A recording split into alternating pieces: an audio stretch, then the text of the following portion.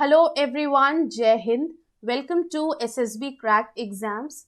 Today we will going to talk about top 25 MCQs from the topic plant growth. Okay, so everything from plant tissue to plant reproduction as well as some questions on ecology will be covered in this class. Okay, so let's get started with the class.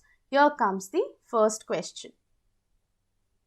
Okay. So the cells of meristematic tissue lack in which of the following cell organelles? ठीक है, तो ये जो question है, this question is from the topic plant tissue. Okay, plant tissues. तो इसमें पूछा गया है कि जो मेरिस्टेमेटिक टिश्यू होता है, which is one type of a plant tissue. Okay, so it does not have any one of these cell organelles. Okay, तो जो भी आपको ऑप्शंस में सेल ऑर्गेनल्स दिए हैं उनमें से कोई एक ऐसा सेल ऑर्गेनल है जो कि मेरिस्टेमेटिक टिश्यू में एब्सेंट होता है. Okay, so what should be your answer? Vacuoles, plastids, Golgi apparatus और more than one of the above.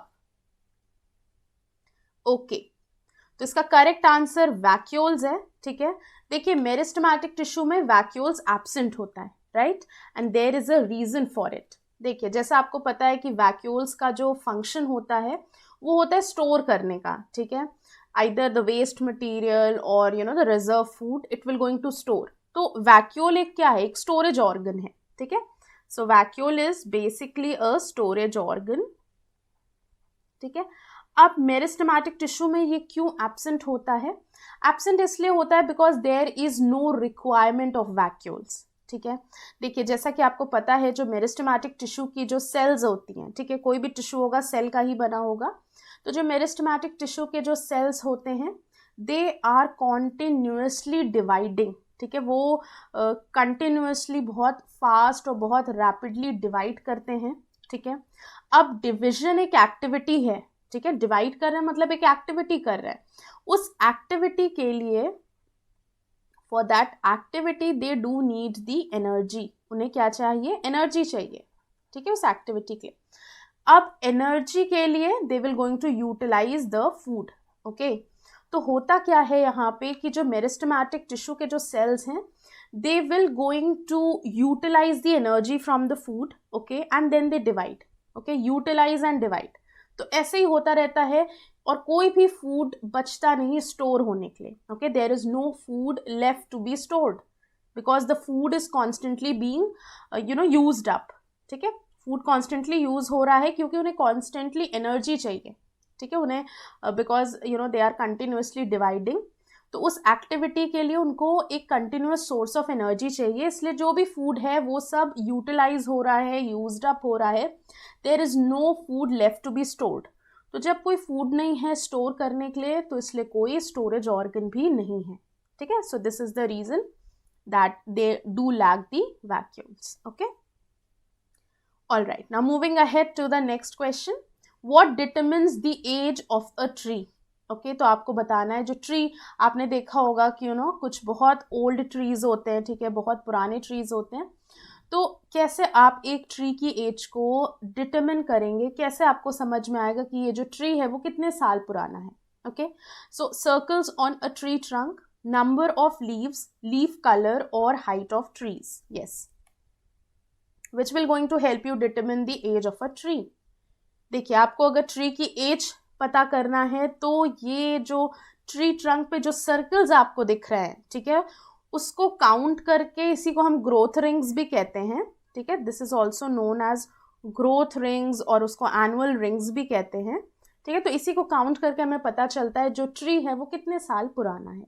Okay, so it is the circles on the tree trunk. Okay, next question. Select the incorrect statement with reference to the collenchyma. ठीक है, तो आपको क्या करना है? आपको select करना है रॉन्ग स्टेटमेंट, जो इनकरेक्ट स्टेटमेंट हो, with reference to the collenchyma. ठीक है, तो कॉलेनकाइमा हमने पढ़ा है कि जो प्लांट टिश्यूज होते हैं they are meristematic tissues and they are the permanent tissue. दो टाइप के प्लांट टिश्यूज होते हैं, ये हमने पढ़ा है. ठीक है, meristematic tissue they are continuously dividing. Okay, और अभी हमने उसमें देखा कि वैक्यूल्स एब्सेंट होते हैं because there is no need of storage. ठीक है, देन हमने ये देखा कि meristematic tissue since they are already dividing so they are going to promote growth, ठीक है, उनका एक सोल फंक्शन है to promote growth. Okay, now let's come to the other plant tissue, that is the permanent tissues, right? तो एक हो गया meristematic, दूसरा हो गया permanent tissues. Permanent tissues further classified होते हैं into the simple and the complex one, ठीक है. सिंपल में आपको पता है पेरेन्काइमा होगा, कोलेनकाइमा होगा, स्क्लीरेनकाइमा होगा, ओके, और कॉम्प्लेक्स में जाइलम होगा, फ्लोएम होगा. तो ये पूरा क्लासिफिकेशन है प्लांट टिश्यू का, ठीक है. तो कोलेनकाइमा एक सिंपल परमानेंट टिश्यू है, ठीक है, सिंपल परमानेंट टिश्यू. तो आपको ये बताना है कि कौन सा इसमें इनकरेक्ट है. क्लोरोप्लास्ट में be present in collenchyma. Collenchyma allow easy bending without breakage of the young stem. Its cells are thickened at the corner due to deposition of lignin. Protoplasm is present in collenchyma, ठीक है. So let me tell you, ये जो simple permanent tissues हैं जैसे parenchyma, collenchyma और स्क्लीरेनकाइमा, इनके functions और इनके स्ट्रक्चर्स बहुत इंपॉर्टेंट है, ठीक है.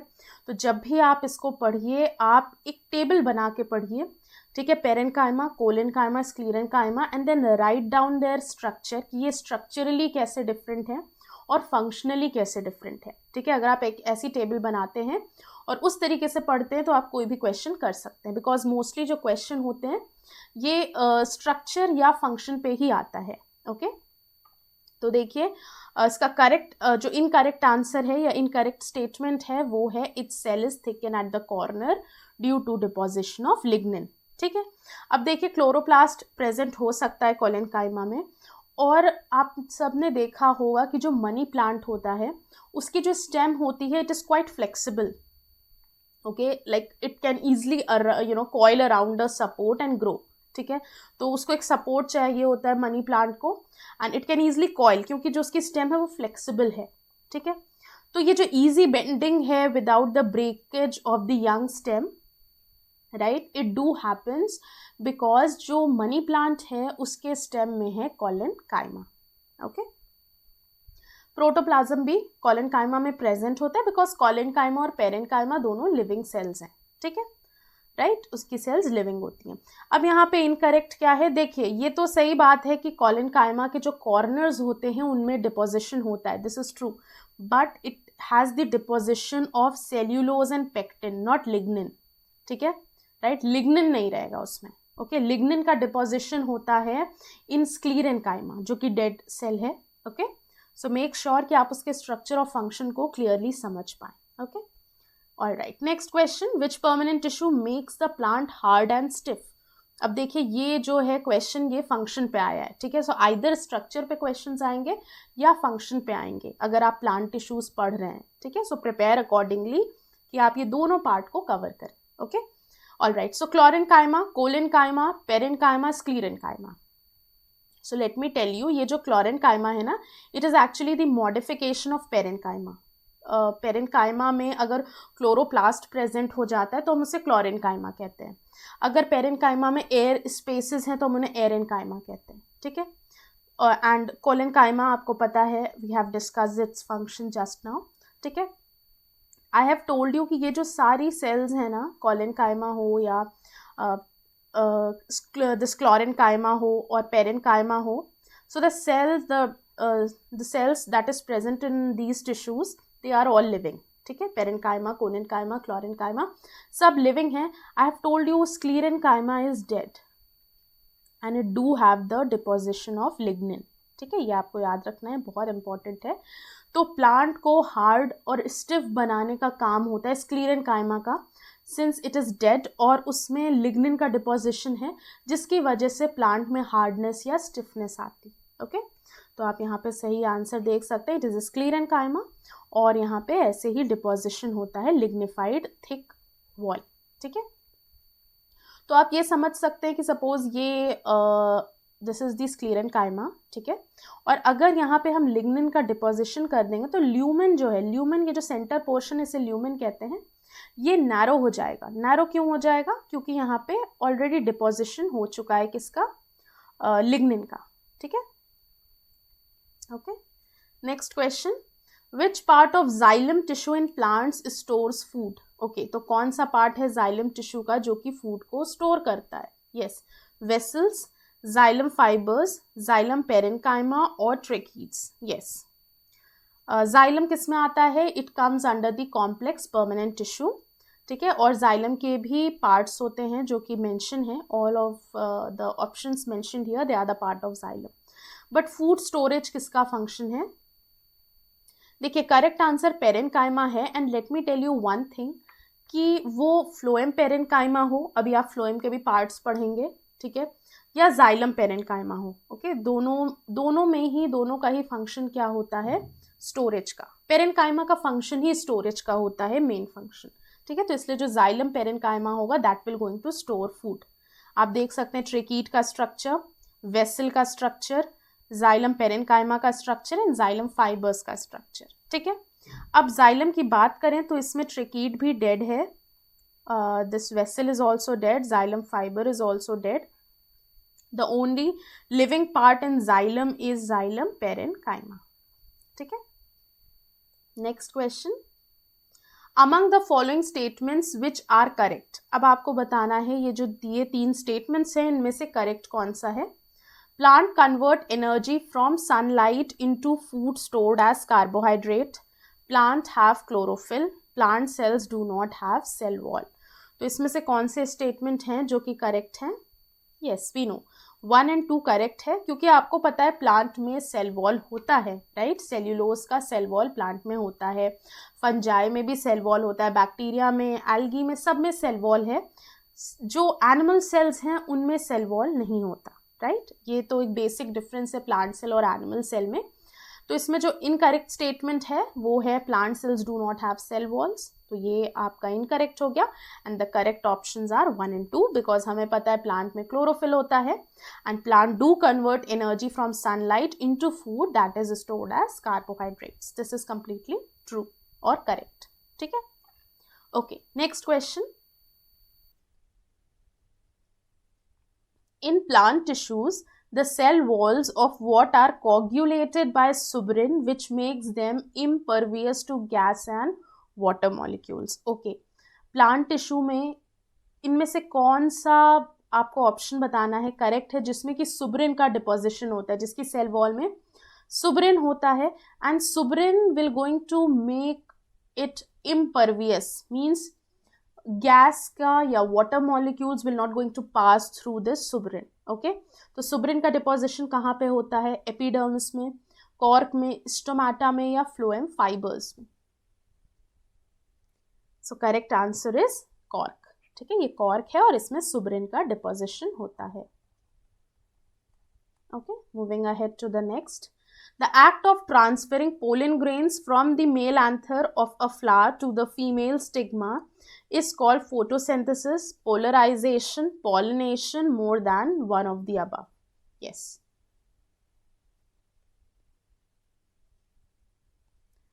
The act of transferring pollen grains जब मेल एंथर से फीमेल स्टिग्मा पे जाता है तो हम उस प्रोसेस को क्या कहते हैं? We all know the process is pollination. आप ये देख सकते हैं this is the part of the flower जिसमें कि ये हो गए sepals, the green parts. ये जो colored portion है mostly that is petal can be white also, but यहाँ पे जो आपको colored portion दिख रहा है that is the petal. Okay, उसके बाद ये these portion, this is the anther. ये stamen है और stamen के 2 पार्ट होते हैं, anther and filament. Okay.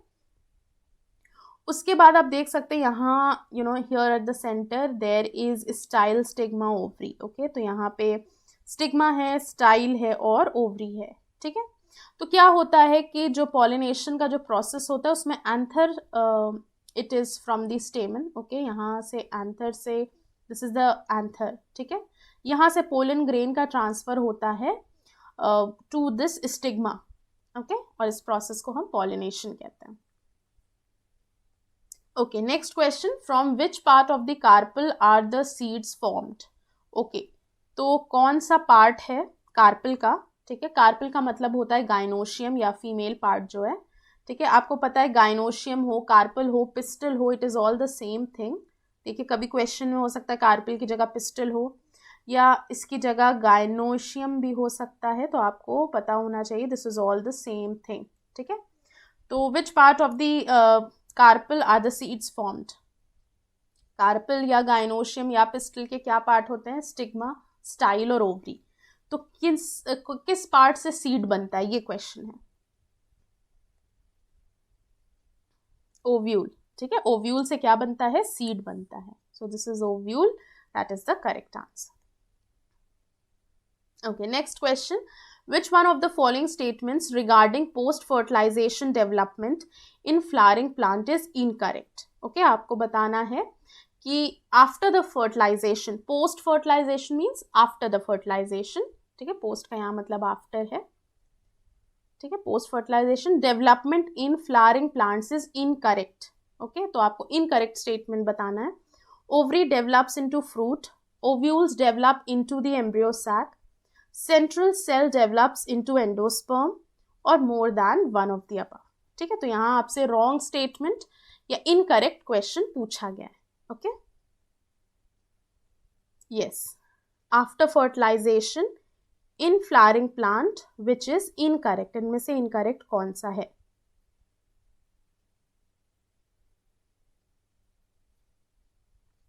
Okay, ovules develop into embryo sac, this is wrong, क्योंकि यहाँ पे देखिए पोस्ट फर्टिलाइजेशन में क्या होता है, this PEN it will going to develop into the endosperm, ठीक है, एग जाइगोट में और जाइगोट एम्ब्रियो में फॉर्म होगा, ठीक है। उसके बाद ओव्यूल सीड में कन्वर्ट होता है, ओवरी फ्रूट में कन्वर्ट होती है, ठीक है। तो ये बहुत इंपॉर्टेंट है, ये आपको याद होना चाहिए, because you know like there are so many times the question is being asked कि यू नो पोस्ट फर्टिलाइजेशन क्या चेंजेस होते हैं, तो ये बहुत ही इंपॉर्टेंट है। आप देखेंगे लास्ट 5 to 10 ईयर पेपर कि ये कई बार क्वेश्चन आ चुका है रिगार्डिंग द पोस्ट फर्टिलाइजेशन, ठीक है। तो एग जो है वो फ्यूज होकर जाइगोट और फिर वो एम्ब्रियो, ओव्यूल कन्वर्ट होता है सीड में, ओवरी फ्रूट, ठीक है। All right, now moving ahead to the next question. Transfer of pollen grains from the anther to the stigma of another flower of the same plant is called what? Okay, तो ये जो type of या kind of pollination होता है उस पर question है, ठीक है। pollination autogamy है, जिटोनोगैमी है, जीनोगैमी है, ठीक है। सो 3 टाइप के pollination होते हैं। आपको बताना है कि अगर pollen grain का transfer जो हो रहा है वो एक एंथर से स्टिग्मा पे हो रहा है of another flower but plant same है, ठीक है, तो वो कौन सा पॉलिनेशन होगा? देखिए, इसको समझने का बहुत इजी है तरीका, आप ये डायग्राम से तो समझ सकते हैं, बाकी आप एक सिंपल तरीके से ये समझ सकते हैं। अगर हम पॉलिनेशन की बात कर रहे हैं तो अगर सेम प्लांट है, ठीक है, सेम प्लांट है तो होता है सेल्फ पॉलिनेशन। क्या होता है? Self pollination, because plant is same, ठीक है, ये आपको पहले क्लियर होना चाहिए, ओके। और अगर हम क्रॉस पॉलिनेशन की बात करें, 2 टाइप के पॉलिनेशन हो गए majorly, that is self and cross, ठीक है। तो अगर सेम प्लांट इन्वॉल्व है, वेदर द सेम फ्लावर और द डिफरेंट फ्लावर, उससे नहीं मतलब है, हमें बस देखना है प्लांट सेम है या डिफरेंट, अलग अलग प्लांट की बात हो रही है। अगर सेम प्लांट है इसका मतलब है कि ये है